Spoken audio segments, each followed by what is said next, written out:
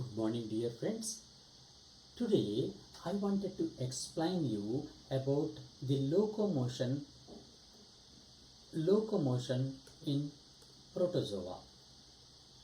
We know that the locomotion is the primary function of all the animals, and if you see that the primary animals or basic animals, which are the protozoan animals, also have the locomotion. Of course they have their individual locomotory organelle.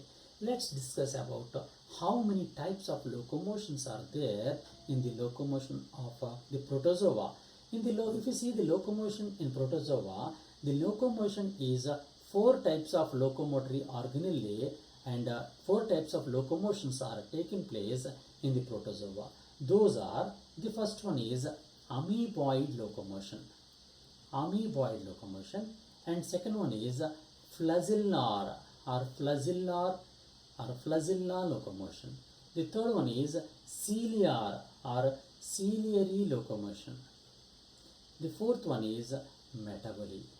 Like this, four types of locomotions are there in the protozoans. If you see the first one, the amoeboid locomotion.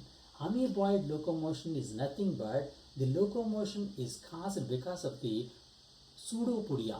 In fact, we know that the pseudopodia are the primary locomotory organelle of the protozoans.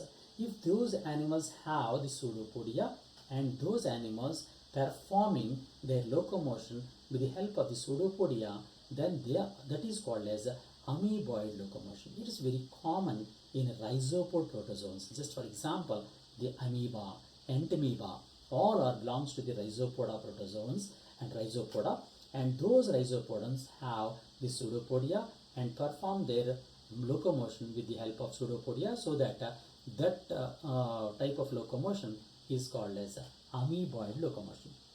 If we see the locomotion types, the pseudopodia are the primary organs of the protozoans, of course we know that, and the pseudopodia also have different types. If the pseudopodia is there like finger projections, blunt finger-like projections, then those pseudopodia are called as lobopodia. Lobopodia is one of the pseudopodia which appears like a blunt finger or lobe-like structures. Those are called as lobopodia. That pseudopodia are called as lobopodia. For example, the amoeba, entamoeba have that type of pseudopodia. And if we see the next one, the pseudopodia are, if the pseudopodia are filamentous or pointed, then those are called as philopodia. The another pseudopodia type is philopodia.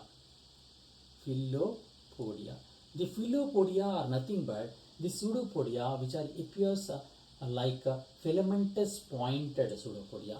Those are filamentous in nature, then they are called as philopodia. Then the third one is reticulopodia, means they will appear like reticulum. Reticulum means network. Reticular pseudopodia. The reticular pseudopodia are nothing but they appears like a network like structure. Those are called as reticulopodia. And the next one is axopodia or actinopodia. Axopodia or actinopodia. And these pseudopodia are fine needle-like structures. Just they will appear like a needles. That type of pseudopodia are called as axopodia. Like that, four types of pseudopodia will be there. With the help of those four types of pseudopodia, the protozoans perform the amoeboid type of locomotion. That's about amoeboid locomotion. And if you see the next one, flagella locomotion. Some animals have flagella, a long thread-like structure. With the help of that flagella, they perform locomotion. If they have a locomotory organelle of the flagella, then that type of locomotion is called as a flagella locomotion. For example, the mastigophora. The mastigophorans have a special flagella in its body, and with the help of that flagella they will perform the locomotion. Just for example, the euglena. Euglena have a long fibrous, long thread-like structure, and that type of locomotion is called as a flagellar locomotion. Then, if in generally the types of flagellar movement, in fact, in the flagellar movement also some different types are also there, but I don't want to go in detail. And the next one is ciliary locomotion. Ciliary locomotion is nothing but the locomotion which is performed by the cilia which is there around its body.